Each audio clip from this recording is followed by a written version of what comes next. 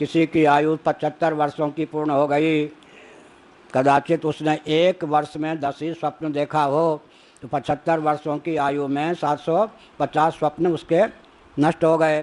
तो स्वप्न के शरीर कितने नष्ट हो गए? 750।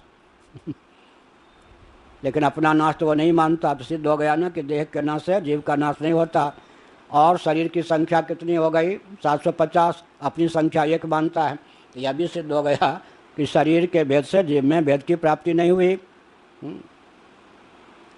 कालांतर को लेकर एक कालावच्छेदन और क्रमशः दो बात है, तो कम से कम एक शरीर फिर दो शरीर, कल के स्वप्न में कोई और शरीर मिला, आज के स्वप्न में कोई और शरीर मिला, तो देह के नाश से जीव का नाश नहीं होता और देह के भेद से जीव में भेद की प्रसक्ति नहीं होती। यह सिद्ध हो गया ना। तो इसको कहने से झटपट व्यक्ति पूर्व जन्म पुनर्जन्म को मान लेता। अच्छा, 3 शरीर स्वप्न का ले लीजिए, अब बीच के शरीर को लीजिए, तो पहला शरीर क्या हो गया? पूर्व जन्म का प्रतीक। और तीसरा शरीर क्या हो गया? उत्तर जन्म का। तो पूर्व जन्म भी पुनर्जन्म भी सिद्ध हो गया। देह के नाश से जीव का नाश नहीं होता, यह भी सिद्ध हो गया। देह के भेद से जीव के में भेद की प्राप्ति नहीं होती कालक्रमेण। युगपत भेद की प्राप्ति नहीं होती, यह कठिन काम। युगपत भेद की प्राप्ति नहीं होती। एक कालावच्छेदन भी देह के भेद से जीव में भेद की प्रसक्ति नहीं होती। स्वप्न ही दृष्टांत है। स्वप्न में पृथ्वी, पानी, प्रकाश, पवन, आकाश, दिक्काल, जितने स्थावर और जंगम प्राणी हैं वो किसके शरीर हैं? तेजस के हैं या नहीं? पृथ्वी भी शरीर है। बृहदारण्यक में कहा गया ना, जिसका शरीर पृथ्वी है, हमारा भी शरीर पृथ्वी है या नहीं? कब? स्वप्न में। तो कालक्रम से नहीं, एक कालावच्छेदन भी देह के भेद से जीव में भेद की प्राप्ति नहीं होती। ये सिद्धों की बात है, बहुत ऊंची बात। क्या कठिन है ना? कालक्रम से देह के भेद से जीव में भेद की प्राप्ति नहीं होती, अलग चीज है। हाँ, एक कालावच्छेदन भी देह के भेद से जीव में भेद की प्राप्ति नहीं होती। जैसे कि स्वप्न में हमारा भाव बनता है कि अमुक हूँ स्वप्न में मैं, लेकिन विचार करके देखें जिस शरीर विशेष में हमारी आत्म बुद्धि होती है, तादात्म्यापत्ति होती है, वही हम होते हैं क्या? क्योंकि स्वप्न की मीमांसा क्या है? कर्मेंद्रियाँ सो जाएं, ज्ञानेंद्रियाँ सो जाएं, और मन अर्धनिद्रित, मन माने अंतःकरण, अंतःकरण अर्धनिद्रित हो जाए। आत्म चैतन्य से अधिष्ठित अर्धनिद्रित मन निद्रा दोष और वासना की प्रगल्भता से ग्राह्य ग्राहक भाव के रूप में परिणत हो जाए, यही स्वप्न की मीमांसा है। कहाँ से बोल रहे? छांदोग्य उपनिषद 8वां अध्याय शंकरवास। और कहाँ से बोल रहे? महाभारत शांति पर्व। और कहाँ से बोल रहे? चरक संहिता आयुर्वेद का ग्रंथ। 3 को मिलाकर के फिर एक वाक्य बनाया गया। एक जगह नहीं, मांडुक्य उपनिषद पढ़ने पर कर्मेंद्रियाँ ज्ञानेंद्रियाँ सो जाती हैं स्वप्न में, यह सिद्ध करना बहुत कठिन। इसीलिए ये सब छांदोग्य उपनिषद शंकर भाष्य, बृहदारण्यक उपनिषद शंकर भाष्य, आयुर्वेद का ग्रंथ चरक संहिता और महाभारत में शांति पर्व, इन सब को मिलाकर एक वाक्य बना। कर्मेंद्रियों के सो जाने पर, ज्ञानेंद्रियों के सो जाने पर, अंतःकरण के अर्धनिद्रित हो जाने पर, आत्म चैतन्य से अधिष्ठित वह अंतःकरण निद्रा दोष और वासना की प्रगल्भता से जब स्वयं ही ग्राह्य ग्राहक भाव के रूप में परिणत हो जाए, तब उसका नाम स्वप्न होता है। सधी स्वप्नो भूत्वा।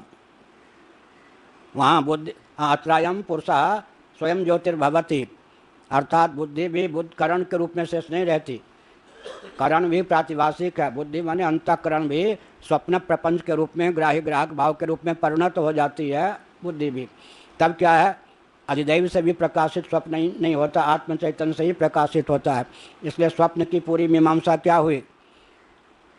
आत्म चैतन्य से अधिष्ठित अर्धनिर्दित अंतःकरण कर्मेंद्रियों और ज्ञानेंद्रियों के सो जाने पर निद्रा दोष और वासना की प्रगल्भता के वशीभूत होकर जब ग्राह्य ग्राहक भाव के रूप में परिणत होता है, तब स्वप्नावस्था होती है। तो ये कालावच्छेदन भी स्वप्न में हमको सब शरीर प्राप्त हो जाते हैं। क्या करे? जागृत में नहीं होगा क्या स्वयं प्रकाश? आत्मा ऐसा थोड़े आत्म तत्व के स्वप्न में स्वयं प्रकाश हो जाए, जागृत में अंधकार हो जाए, सुसुप्ति में अंधकार। स्वप्न का नाम क्यों लिया श्रुति ने? अत्रायम पुरुषः स्वयं ज्योतिर्भवति क्यों कहा? स्वप्नावस्था का आलम्बन लेकर आत्मा को स्वप्रकाश समझना सुगम है। जागृत और सुसुप्ति का आलम्बन लेकर आत्मा को स्वप्रकाश समझना दुर्गम है। क्योंकि सत्यम ज्ञानम अनंतम ब्रह्म, विज्ञानम आनंदम ब्रह्म, अनंतम है विज्ञानम ब्रह्म, ज्ञानम ब्रह्म। तो स्वप्रकाश तो है हर समय, लेकिन स्वप्न का उदाहरण भगवती श्रुति ने क्यों दिया?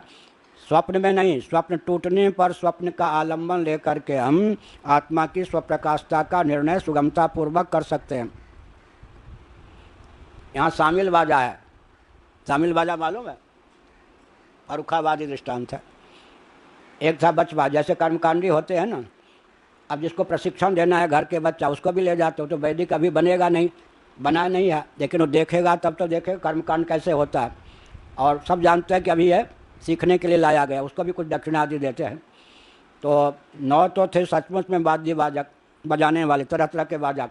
एक बच्चा था, उसको भी कुछ पकड़ा दिया था ऐसे विचित्र सा, वो भी लगता था कि बाजा है, सब बजा। राजा बड़ा चतुर था, जब गान बजाना हो गया तो राजा ने कहा कि भाई वो बच्चा को छोड़ के एक एक अलग, एक साथ सब बजा रहे थे ना, हम एक एक बाजे की ध्वनि पृथक से सुनना चाहते हैं, एक एक बजाइए। अब कहिए बाल गोपाल बजावे, तो अब जो लाए थे मेट मुखिया, उन्होंने सब जाके पोल पट्टी खुल जाएगी तो कृत्रिम है बाजा, शामिल बाजा है ये महाराज। शामिल बाजा माने 9 के बजने के साथ ही इसका स्वर आता है। हाँ समझ गया समझ गया उसका नाम है शामिल बाजा, ठीक है। शामिल बाजा माने इस समय अधिभूत भी है जागर में, अध्यात्म भी है, अधिदैव भी है, जीव भी है, आत्मा भी है, ब्रह्म भी है। तो पता नहीं किसके द्वारा प्रकाशित है, आत्मा ही स्वप्रकाश है, क्या पता, क्या पता नेत्र स्वप्रकाश हो, क्या पता नेत्र कर्म ग्राहक सूर्य प्रकाश हो। तो अभी कह नहीं सकते शामिल बाजा, क्या शामिल बाजा है भाई। और सुषुप्ति में स्वप्रकाश आत्म तत्व है, इसको मानेंगे ही नहीं कौन? नैयायिक वैशेषिक। नैयायिक वैशेषिकों का जो आत्म तत्व है, सुषुप्ति में ज्ञान शून्य होता है या नहीं?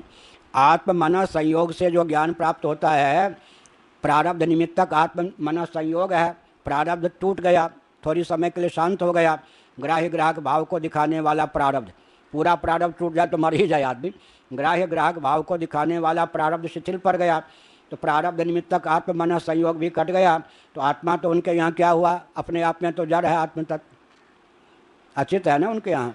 सत्ता सामान्य के योग से सत, ज्ञान नामक विशेष गुण के योग से चित्त, सुख नामक विशेष गुण के योग से आत्म तत्व नैयायिकों का आनंद है। स्वतः न सत है, न स्वतः चित्त है, न स्वतः आनंद है। मैंने एक वाक्य बोला ना, अब इसको समझने के लिए 2-4 वर्ष न्याय का अध्ययन करना पड़ेगा। सत्ता सामान्य के योग से आत्मा सत, ज्ञान नामक गुण विशेष के योग से चित्त, आनंद नामक सुख विशेष गुण विशेष के योग से आनंद, स्वतः न सत, न स्वतः चित्त, न स्वतः आनंद, ये हुआ। तो सुषुप्ति को लेकर वो कहेंगे ज्ञानाभाव है। सुषुप्ति में नैयायिकों के यहाँ ज्ञानाभाव है। आत्मा को स्वप्रकाश कैसे सिद्ध करेंगे? इसीलिए बीच की जो अवस्था है स्वप्नावस्था, उसको लेकर के हम आत्मा की स्वप्रकाशता को समझ सकते हैं। इसका अर्थ ये नहीं कि स्वप्नावस्था में आत्मा स्वप्रकाश है, जागृत और स्वप्न में आत्म तत्व स्वप्रकाश नहीं है। समझने के लिए, दृष्टांत लेने के लिए, स्वप्नावस्था में नहीं, स्वप्नावस्था का आलम्बन लेकर हम आत्मा की स्वप्रकाशता का निर्णय कुछ सुगमता पूर्वक कर सकते, कुछ, क्योंकि वहाँ भी स्वप्नावस्था का चित्रण करें, वहाँ भी भ्रम हो सकता है। तो कैसे करेंगे, कैसे करेंगे? शरीर का तो भान होता नहीं, कर्मेंद्रियाँ ज्ञानेंद्रियाँ सो जाती हैं, जो सो गई वो स्वप्रकाश कैसे? उनकी तो गति ही नहीं है। अब रह गया कि अंतःकरण की गति है। तो अंतःकरण क्या हो गया? सधी स्वप्नो भूतवा, इस बृहदारण्यक उपनिषद के अनुसार वो तो दृश्य के रूप में परिणत हो गया, भाष्य हो गया। अब बचा, अब जब करण ही भाष्य हो गया तो करण के अनुग्रह का अधिदैव झक मारते रहे, वो रह ही नहीं गए। तो फिर कौन रह गया? यह आत्मा ही वहाँ स्वप्रकाश रहता है। अंत में फिर क्या विचार है? माध्यम के माध्यम के माध्यम के माध्यम का माध्यम बनाते जाइए। अंत में जो प्रधानमंत्री होंगे, राष्ट्रपति होंगे, जो भी कह दें, या शंकराचार्य होंगे, अपने माध्यम से साक्षात बातचीत करेंगे या नहीं? अरे सचिव होते, हमारे ये सचिव हैं, तो इनके माध्यम से अमुक ने इनसे बात की, अमुक ने इनसे बात की, अमुक ने बात, अब हम तो सीधे इनसे बात करेंगे या नहीं? ऐसे ही प्रश्न उठता है कि अब सुखाकार वृत्ति हुई, मान लीजिए सुखाकार वृत्ति से सुख प्रकाशित हुआ, एक प्रक्रिया यह है। और वृत्ति किससे प्रकाशित हुई? सुखाकार वृत्ति किससे प्रकाशित हुई? वृत्त्यंतर से। तो क्रम चलाते चलिए अनवस्था दोष की प्राप्ति होगी। तो वृत्ति जिससे प्रकाशित हुई वो आत्मा स्वयं प्रकाश है या नहीं? जागृत में भी तो जागृत में आत्मा को स्वप्रकाश सिद्ध करने के लिए स्वप्नावस्था का आलंबन लेते हैं, ताकि वहाँ स्वप्नावस्था का आलंबन लेकर आत्मा की स्वप्रकाशता का हम सुगमता पूर्वक निर्णय कर सकें, निश्चय कर सकें। सुषुप्ति में क्या है? अज्ञान का ज्ञान है या नहीं, सुख का ज्ञान है या नहीं, क्योंकि अनुभव नहीं होगा तो स्मरण कैसे होगा। सामे माता, अनुभूत माता का ही तो स्मरण होता है ना। सुखम हम अस्वापसम न किंचित अवेदिसम मामप्य हम नाज्ञासिसम, जो परामर्श होता है, स्मृति होती है, तो सुख और अज्ञान का ज्ञान तो था। तो नैयायिकों का पक्ष ज्ञानाभाव का नाम अज्ञान है, कट गया ना। ज्ञानाभाव का नाम अज्ञान है। जब ज्ञान था वहाँ पर ज्ञान नहीं था, सुख की अनुभूति हुई तो ज्ञान था या नहीं। ज्ञान ना होता, अनुभव ना होता तो स्मरण कैसे होता। दूसरी बात, भगवान श्री कृष्ण का वचन ले लीजिए, गीता का वचन क्या लेंगे? अज्ञानेन आवृतम ज्ञानम तेन मुह्यन्ति जन्तवः। अज्ञानेन आवृतम ज्ञानम, आच्छादक और आच्छाद्य भाव दोनों की वर्तमान में स्थिति होगी तब तो बनेगा ना। ज्ञानाभाव का नाम अज्ञान हो तो अज्ञान से ज्ञान आच्छादी कैसे हो? आवारक आवार्य भाव कैसे हो? आच्छादक आच्छादी, आवारक भी बनता है, आवरक भी बनता है।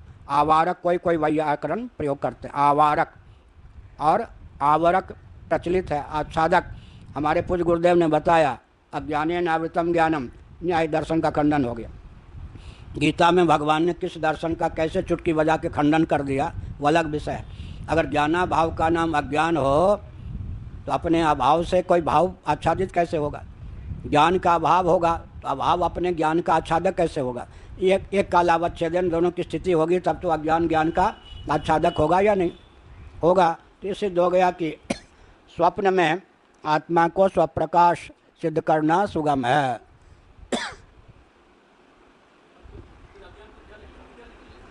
अज्ञान को अविद्या कहते हैं।